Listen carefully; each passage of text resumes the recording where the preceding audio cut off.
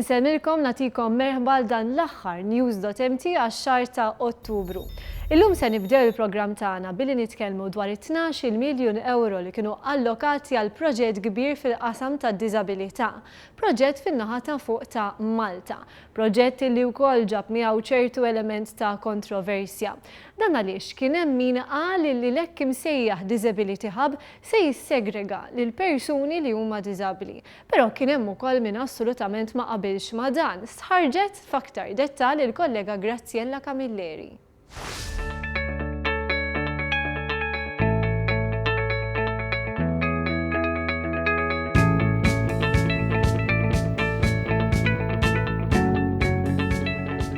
Artiklu 19 tal-Konvenzjoni tan-Nazzjonijiet Magħquda dwar id-drittijiet tal-persuni b'diżabilità jitkellem dwar il-ħtieġa li jkunu integrati fil-komunità u kemm jista' jkun jgħixu ħajja indipendenti. F'ħidmietu il-Gvern Malti huwa mnebbaħ minn dan il-prinċipju, tant li fl-aħħar sentejn imbarka fuq numru ta' proġetti li għandhom jilħqu dan il-għan. Ewlieni huwa dak ta' residenzi fil-qalba tal-komunità. Bl-ewwel waħda tinfetaħ is-siġġiewi ftit tal-jimilu u x-xogħol fuq oħrajn għaddej ġmielu. Iżda il-ħajja tmur lilin minn sempliċi post fejn tgħix. Iridu nidevertu, nintegraw ma' xulxin u nieħdu ħsieb saħħitna. Servizzi jeżistu u għalkemm l-integrazzjoni tingħata priorità assoluta wieħed jifhem li xi minn daqqiet ikun hemm il-ħtieġa ta' servizzi speċjalizzati.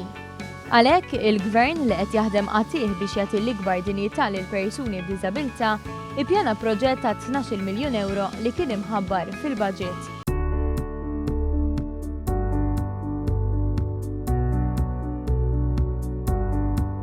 Sejjaħlu Disability Hub u għalkemm l-isem se taħoloq ċerti dubji fl-imħuħ ta' xi wħud, issa qed jidher ċar kemm il-proġett għandu lan li jintegra dejjem iktar persuni b'diżabilità fis-soċjetà. Mifrux fuq 4 blokok terba solari il-wieħed, il-ħabba l-persuni b'diżabilità se jkun adattat biex jippromovi l-inklużjoni u l-parteċipazzjoni komunitarja.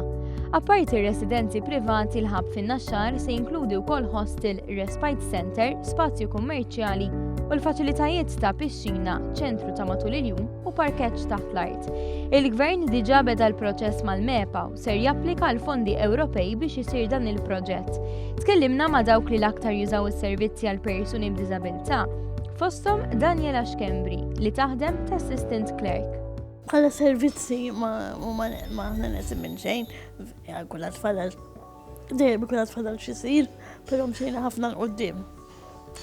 U bil-ħab l-affarijiet se jkomplu jitjiebu, nemmenina li jkomplu jitjiebu, għax kienet ila fuq moħħ il-ġenituri fejn ħajkunu it-tfal tagħhom meta huma jiġu neqsin, u din hija ħaġa li ħasserraħ ħafna mħuħ fil-qoddim wasalna fis-sena 2015 u kien hemm bżonn li tsir ħaġa bħal-din, speċjalment b'dawk is-servizzi kollha li ħajkun fih il-ħabb.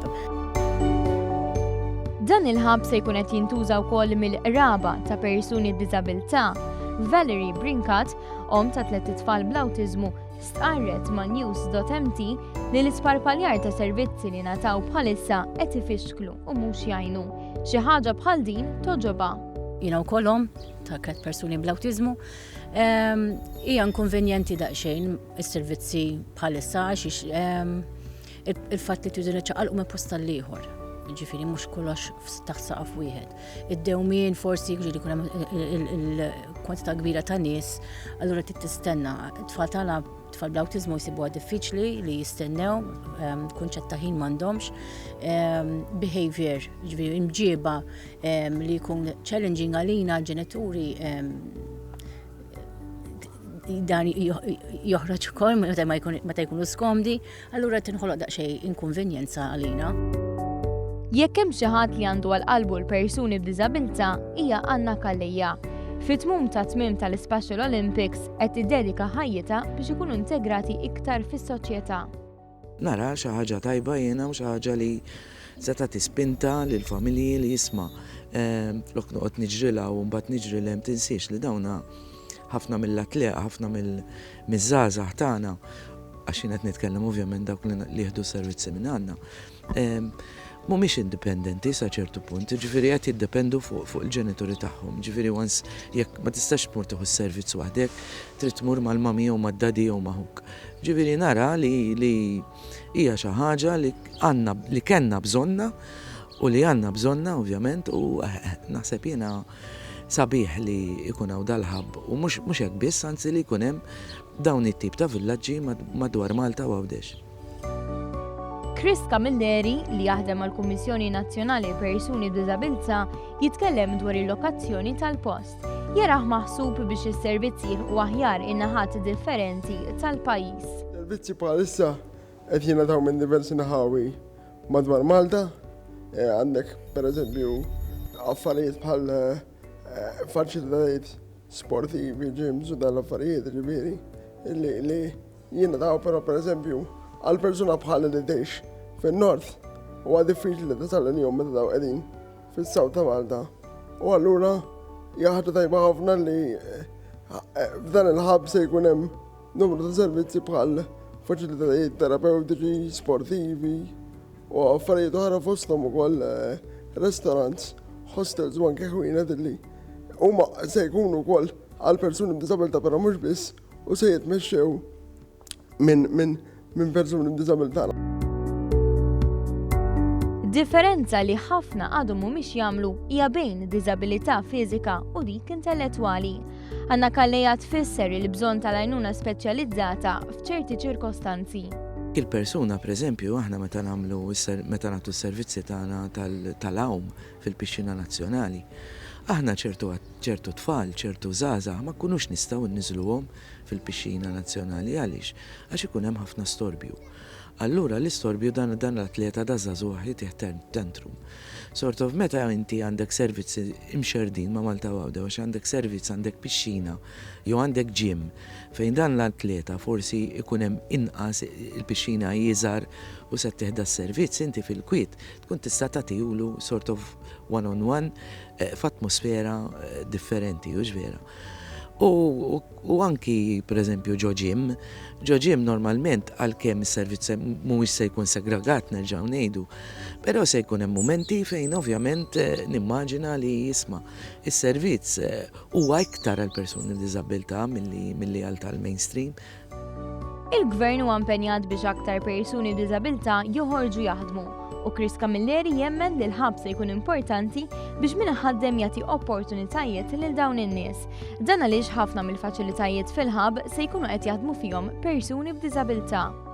Nemmen li jista' jkun pont ukoll biex il-qudiem il-persuni b'diżabilità jibdew mexxu daw il-hostels, ir-ristoranti u ħwienet ukoll forsi barra minn dan l-istess ħabb.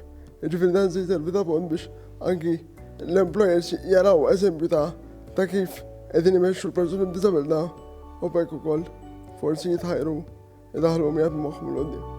Iżda mhux kulħadd laqa b'mod pożittiv din l-idea.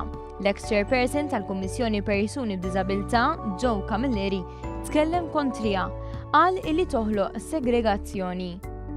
Mhuwiex ta' din il-fema Oliver Scicluna, iċ-chairman preżenti tal-KNPD, li sostna li kieku dan se joħloq din it-tip ta' segregazzjoni huwa stess kien jopponi tali proposta.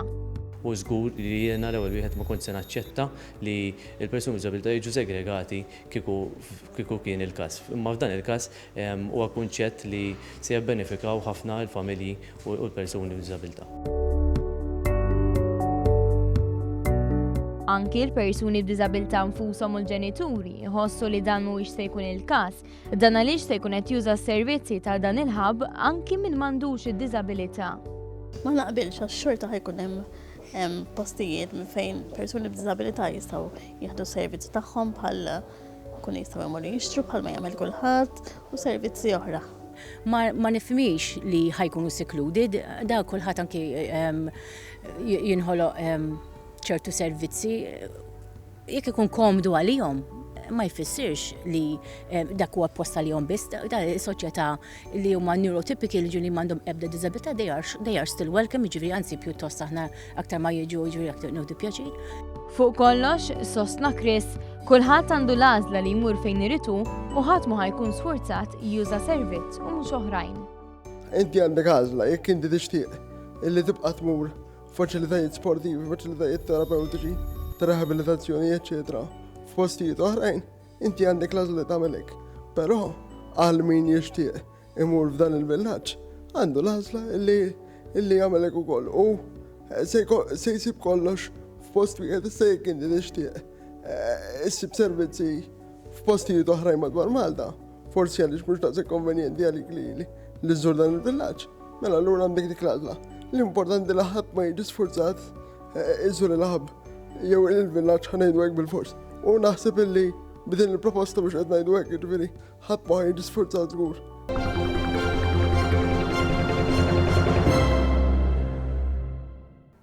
Dan l-aħħar forsi notajtu li tkellimna ħafna dwar dikjarazzjoni tal-Għaqda Dinjija tas-Saħħa dwar il-konsum tal-laħam ipproċessat. Id-dibattitu għadu għaddej fost oħrajn segwejna dak li qiegħed jingħazza issa fuq il-midja soċjali. Iżda fil-verità kemm għandna nallarmaw ruħna. Sarġet dwar dan Jessica Sultana.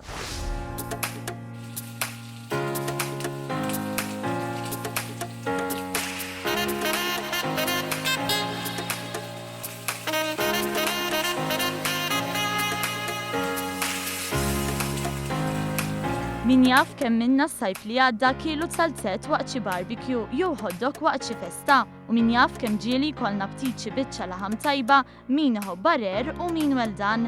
Iżda 26 ta' Ottubru l-Għaqda Dinjija għas-Saħħa ħarġet b'aħbar li xejn ma niżlet għasel ma' dawk li jħobbu jinkludu l-laħam ipproċessat fid-dieta tagħhom. Ħabbret li l-laħam ipproċessat iżid ir-riskju tal-marda tal-kanċer klassifikatu mal-karsinoġeniċi. Fl-istess kategorija fejn hemm ukoll affarijiet ħżiena għas-saħħa bħas-sigaretti, l-asbestos u emissjonijiet mid-diesel. Għalkemm fl-istess ħin ir-rapport ma werrix li l-probabilità li wieħed ikollu kanċer tal-musrana mill-konsum tal-laħam ipproċessat hija daqs il-periklu li wieħed jaqbdu kanċer tal-pulmun mit-tirkib. Dan minkejja li t-tabak u l-laħam ipproċessat tpoġġew fl-istess grupp. TPIP huwa xi ħaġa totalment differenti, il-kimiċi li hemm fis-sigaretti fit-tabak huma totalment differenti mill-kimiċi li jintużaw biex tipproċessa l-laħam, ġifieri baħar jaqsam naħseb jien m'għandax taqsam xejn bejn is-sigarettu u l-laħam ipproċessat. Bekk ma jfissirx li biċċa bacon jew salzett tagħmel ħsara daqs sigarett.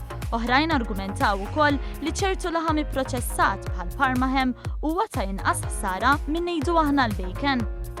Il-koxxa tal-majjal dawna bażikament imelħuha u jgħidġijaw jitwa iż-żmien ta' maturazzjoni.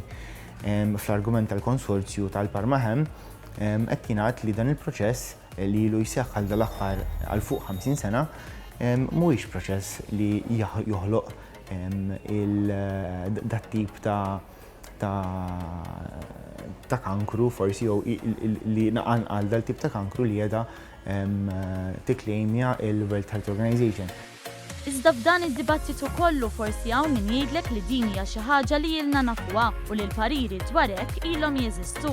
Iżda t-timbru tal-Għaqda Dinjija għas-Saħħa taħ xejn oħra m'għandniex xi ngħidu r-rapport ma tantx niżel tajjeb ma' min il-laħam jgħix bih mhux biss għax jieklu. Fosthom Karmel bejjieħ tal-laħam li ltqajna miegħu fil-ħanut tiegħu fil-Vgura. Il-laħam aħmar ilu jiġi proċessat 20 ta' snin. Ġifieri mhix xi ħaġa tal-lum. Jekk illum taqabbad il-kanċer, allura snin ilu għax ma kienx iqabbad il-kanċer. Jiġifieri jekk vera jagħmel il-ħsara, jekk missu l-ħsara ilu jagħmilha minn dejjem, mhux issa biss. Malli ħarġet l-aħbar kienu ħafna li jargumentaw bħal Karmel anke fuq il-mezzi soċjali u li staqsew allura x'nistgħu niklu. Andrew De Battista mill-Assoċjazzjoni Maltija tal-Ospitalità fissrilna x'jista' jkun li ġara tul is-snin. Missirietna kienu jkabru l-bejjem huma, kienu joqtluhom huma d-dar u jkunu jikluhom. Kienu jkunu jafu x'qed jitimgħuhom, x'qegħdin jieklu u kienu jafu fir-realtà huma x'huma jieklu. Illum nikkonsmu ħafna prodotti lesti konvenjenti, però ftit li nafu x'aħna nieklu.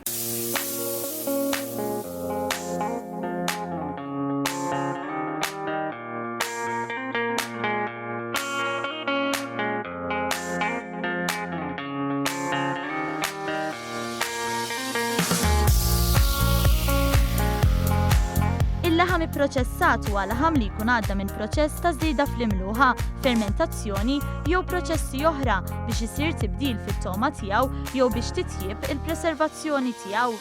Charmaine Gauci mid-Direttorat tal-Promozzjoni tas-Saħħa tispjega kif dan ir-rapport irriżulta minn riċerka li saret anke fuq persuni li kienu mardu bil-kanċer. Meta tħares lejn dan l-istudji, hemm evidenza li turi li jekk int għandek persuna li jiekol sa 50 gramma ta' laħam ipproċessat kuljum, dan qed jiżdiedlu r-riskju li jiżviluppa il-kanser tal-musrana b'18%. Andrew De Battista fisser xi jkun fih il-laħam ipproċessat li jista' jkabbar dan ir-riskju. Varji sustanzi jiġu utilizzati sabiex joħolqu l-kuluri li l-manufattur jkun jixtieq mill-prodott finali, it-toma li jkun jixtieq u l-preservazzjoni tul iż-żmien li dawn il-prodotti jkunu fuq l-ixkafef tas-supermarkets tagħna. Fl-aħħar jiem kienu bosta dawk li setgħu ħasbuha darbtejn qabel minn xi supermarket qabdu pakkett bacon jew salzett, iżda mbagħad hemm min jargumenta li din tista' tkun furja ta' mument.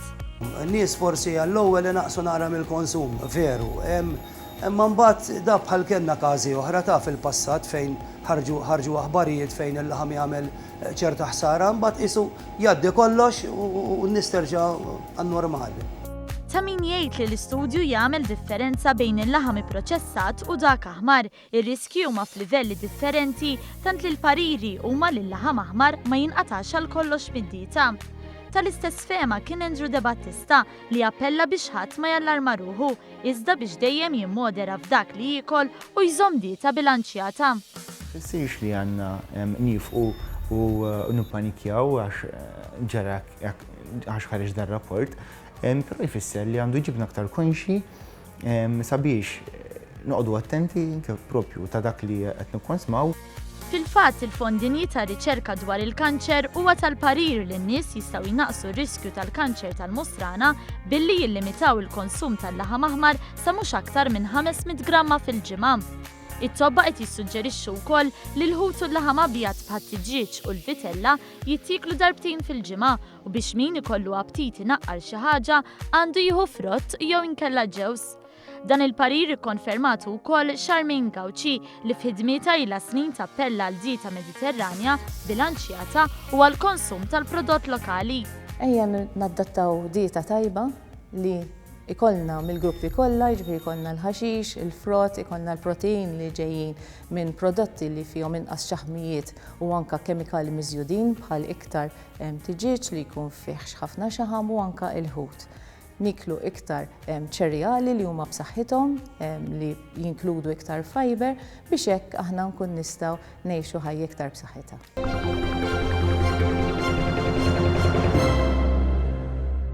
Jiġru ħafna aħbarijiet ma' kull jum illi jgħaddi u x-xahar ta' Novembru se jġib miegħu ta' avvenimenti importanti ħafna għal pajjiżna.